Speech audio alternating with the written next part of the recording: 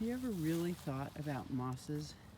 There's so many types, and I was amazed by a hummock as a childhood um, right near our house, and brilliant like this, but much smaller.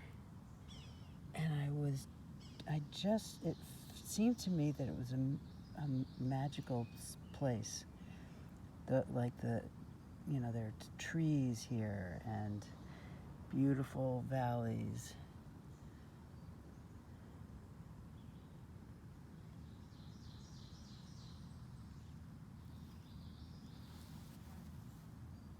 And of course, there's a lot more there, but